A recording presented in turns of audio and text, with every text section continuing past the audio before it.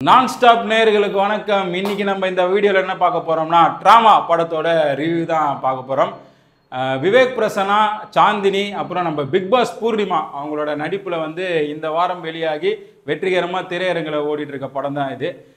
இந்த படத்தோட கதை என்னன்றதை முதல்ல பார்த்துடலாம். இந்த படத்தோட கதை என்னன்னு பார்த்தீங்கன்னா, ஒரு 3 கதைகளாக முதல்ல டிராவல் ஆகுது. முதல்ல ஒரு 2 திருடர்களை பற்றியான ஒரு கதை. சின்ன சின்ன திருட்டில் இருக்காங்க. அப்புறம் ஒரு பெரிய திருட்டு ஒன்று பண்ணி அதில் மாட்டிக்கிறாங்க அப்படின்ற ஒரு கதை. அடுத்த கதை பார்த்தீங்கன்னா, நம்ம விவேக் பிரசன்னா, சாந்தினி அவங்க 2 பேரும் தம்பதிகள். கல்யாணம் ஆகி ரொம்ப வருஷமாக அவங்களுக்கு குழந்தை இல்லை. அவங்களோட வாழ்க்கையில் என்ன நடக்குது அப்படின்றது மாதிரியான ஒரு கதை. அடுத்தது பார்த்தீங்கன்னா, பிக் பாஸ் பூர்ணிமா அவங்க பார்த்தீங்கன்னா ஒரு ஆட்டோ ஓட்டுநரின் மகள். அவங்க ஒரு பெட்ரோல் பங்க்கில் வேலை பார்க்குறாங்க. அவங்களுக்கு ஒரு காதல், அந்த காதலால் ஏற்படுற ஒரு ஏமாற்றம் அப்படின்ற மாதிரி 3 கதைகள் போகுது. இந்த 3 கதைகளும் இணையிற இடத்துல டைரக்டர் ஒரு ட்விஸ்ட் வச்சுருக்காரு. உண்மையிலே பாராட்ட வேண்டிய ட்விஸ்ட் தான். இது வரைக்கும் எந்த படங்கள்லையும் பார்க்காத ஒரு ட்விஸ்ட் தான். அதுக்கப்புறம் இந்த படத்தில் என்ன மாதிரியான விஷயங்கள் நடக்குது அப்படின்றது தான் பரபரப்பாக திரைக்கதை பண்ணி டைரக்ட் பண்ணியிருக்காரு நம்ம இயக்குனர். ஃபஸ்ட்டு இந்த படத்தில் ப்ளஸ் என்னன்னு பார்த்தீங்கன்னா, கேஸ்ட்டை சொல்லலாம். கரெக்டான அந்தந்த கதாபாத்திரங்களுக்கு தேர்ந்தெடுக்கப்பட்ட நடிகர்கள். முக்கியமாக விவேக் பிரசன்னா எமோஷனல் சீன்லலாம் அவர் நிறைய படங்களில் நல்லாவே பண்ணுவார். அவரு அப்புறம் அந்த சாந்தினி 2 பேருக்கும் குழந்தை இல்லாத அந்த இயக்கத்தை நல்லாவே பண்ணியிருக்காங்க. முக்கியமாக விவேக் பிரசன்னா சொல்லணும். குழந்தைக்கு இல்லாததுக்கு தான் காரணன்ற ஒரு குற்ற உணர்ச்சியோடையே படம் ஃபுல்லாக ட்ராவல் பண்ணுறாரு.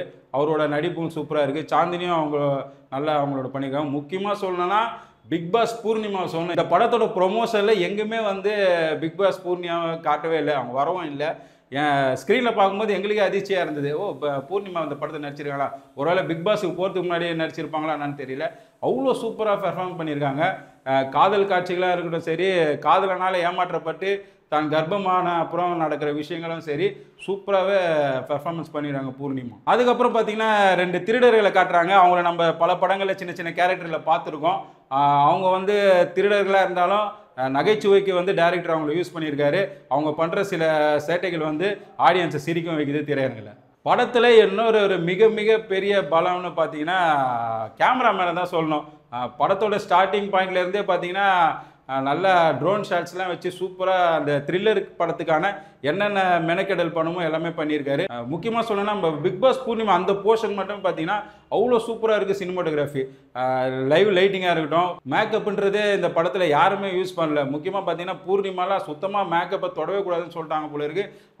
அவங்களோட போர்ஷன்லாம் லைட்டிங் சூப்பராகவே பண்ணியிருந்தார் கேமராமேன். இன்னொரு ஆச்சரியமான விஷயம் இந்த படத்தில் பார்த்தீங்கன்னா, நம்ம மாரிமுத்து சார் இந்த படத்தில் நடிச்சிருக்காரு.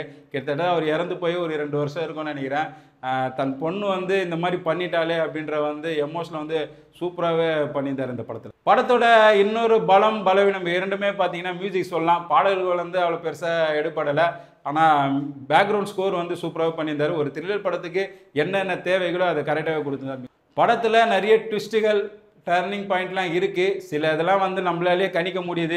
இந்த ஆள் தான் பண்ணியிருப்பார் அப்படின்ற மாதிரிலாம் நம்மளால் கணிக்க முடியுது. இருந்தாலும் சில ட்விஸ்ட்டுகளை இப்படியெல்லாம் கூட நடக்குமா அப்படின்றதெல்லாம் டைரக்டர் நல்லாவே பண்ணியிருந்தார்.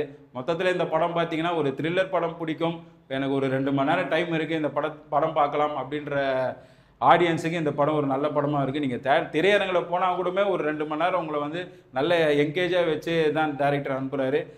முடிஞ்சவங்க திரையரங்கில் போய் தயவுசெய்து இந்த படத்தை பாருங்கள். இந்த மாதிரியான சின்ன படங்களை பார்த்து நீங்கள் சப்போர்ட் பண்ண தான் இந்த மாதிரியான படங்கள் வரும். நன்றி, வணக்கம்.